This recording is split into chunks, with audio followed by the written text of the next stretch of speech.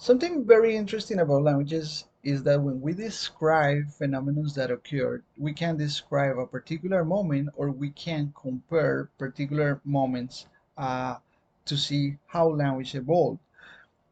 This is connected to the approach of describing the language in a synchronic or in a diachronic way. So if I give you right now these four samples, right? If I give you the first one, you're going to say like, I don't understand what is being said here. If I give you the second one, you understand Dan, probably she, probably middle, probably tongue, right? You start seeing like some words that in a way that make sense to you because you can relate to them into English. And in the third one, well, you understand almost everything, but you may say like, well, it's written in a funny way, but I understand what is being said here. And finally, of course, the present day English. So the synchronic, well, and diachronic approach, they are going to try to describe language, right, in a way that you can understand, like how we got to here, right? But as I was mentioning, this it's an example of English and how it has changed, right? But all languages are in a process of they are constantly changing and they will continue change. The only languages that are not going to be part of this process are dead languages. We have, for example, let me just put it here in this. I'm just going to write here some examples of some languages that we consider dead, or that do not have like a native community of speakers. We have late Latin, we have Coptic, we have Sanskrit, we have also Gothic, we have Asian, Greek, and well, you may be wondering about this one, right? Because you have heard people, uh, well, using this language, but it doesn't have a native speaking community per se. So the community that it has, it use the language in a specific situation, like for legal situations, for the importance of the church, for political situations, right? But we're going to say um, that well, that that language is those languages that do not have like a native speaking community, right? That are still alive. Um, so at a point, Latin became dead, right? A dead language. But that is not the topic for today. The topic for today it's the two approaches that we have to study language. So we have these two approaches to analyze language, right? In the synchronic approach, what we do is that we study the language at a particular time, and in the diachronic, we study at two different points or more. So we have here the descriptive linguistics or general linguistics, and then we have the comparative linguistics or the historical linguistics. Let me give you an example that you can relate to. So if I talk about synchronic, right, I can study, for example, the English, the early modern English from William Shakespeare, right? At that particular time in the 1500s or around the 1500s. So uh, so we describe what is happening, for example, with one specific topic. So let's say that we want to describe the future. How was the future created at that particular moment, right? So the first part that I would like that you pay attention when you do a synchronic analysis is that we are not talking about the present time. We're talking about a moment in time, okay? And we are referring to that moment.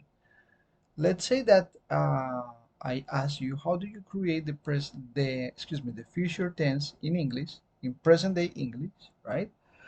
And you can describe it. You can say, well, in present day English, what we have is that we use will plus a verb, right, to express futurity.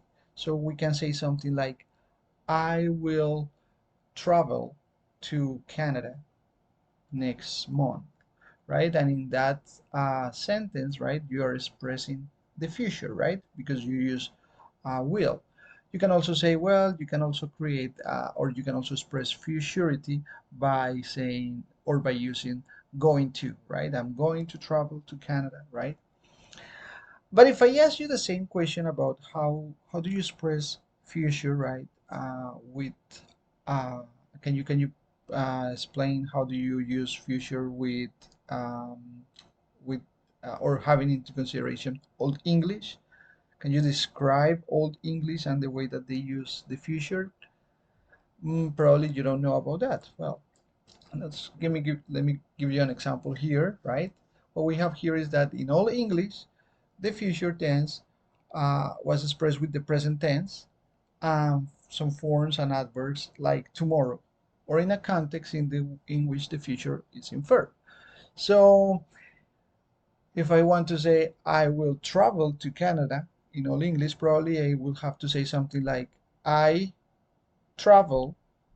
I don't have any auxiliary there. I travel Canada, and then I will use tomorrow or in a month or in a week, right?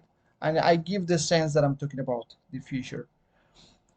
So that is the way that I describe one moment, uh, or a specific moment in time, right? About a specific topic that I want to discuss about the language. But also we have the diachronic approach, that is the description or this analysis of the language, right? At two moments, right? When we compare two moments, right? So if we continue with this topic about uh, the future tense, right?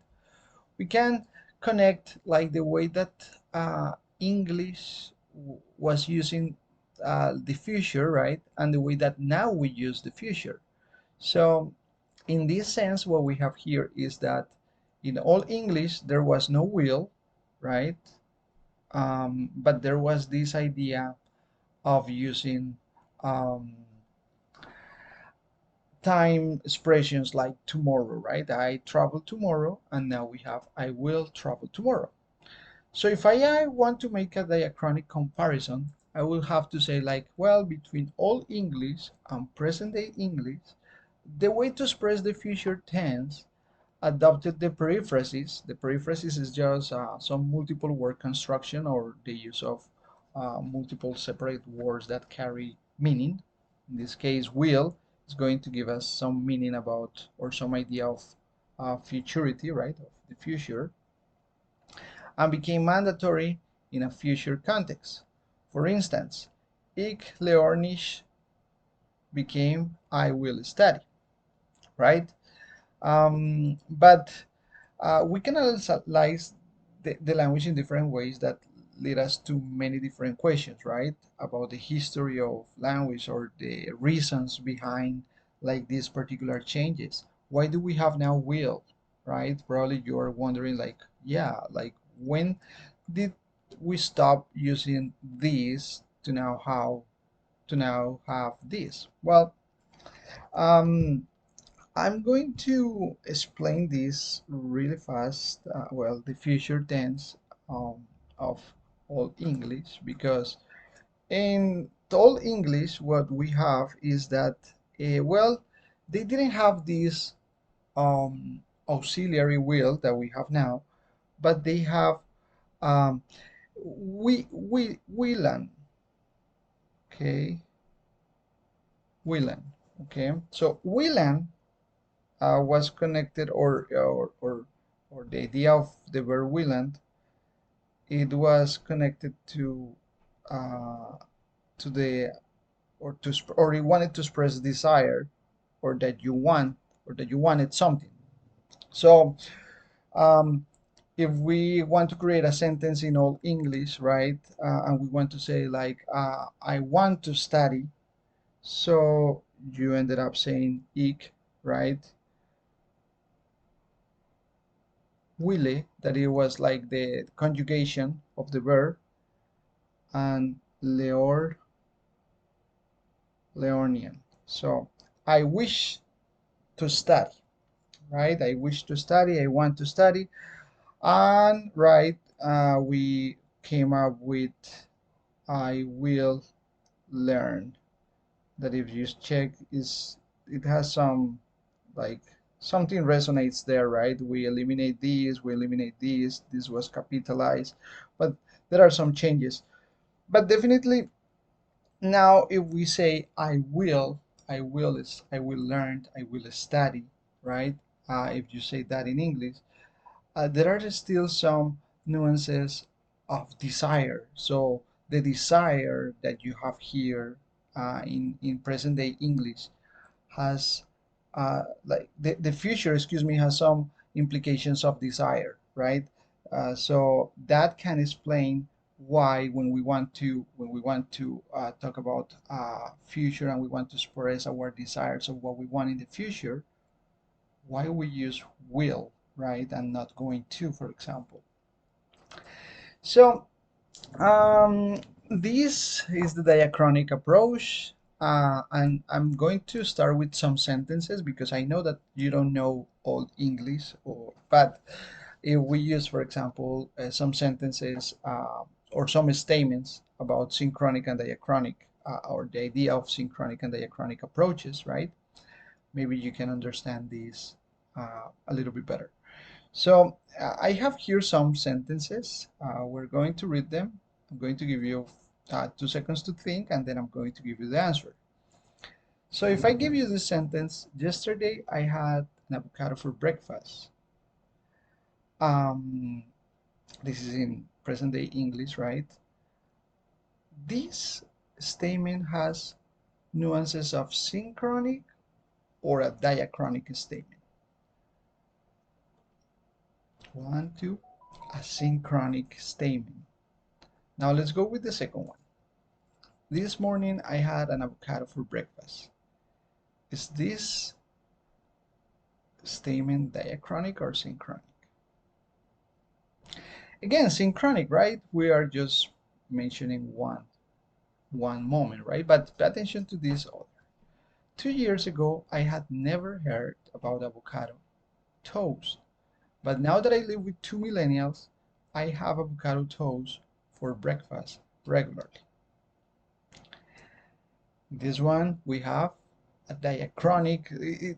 There is a diachronic nuance right there because we understand, right, that there is a comparison, right? And again, the diachronic part is going to study the development of language. And we know that this person probably never heard before, but now is using it. So we have like some sort of a diachronic approach right there because there is a comparison. So I'm going to leave you with this mini exercise, okay? I have here some statements that are true, okay? And in the following descriptions or in this analysis, what I want you to do is that you are going to try to say this is more of a the diachronic approach, or this is more of the um, synchronic approach, okay? Remember synchronic, one moment, diachronic, 2 moments, okay? Or a this or comparison. So in present day English, the suffix ito on an adjective or on a noun works as a diminutive, indicating that something is small.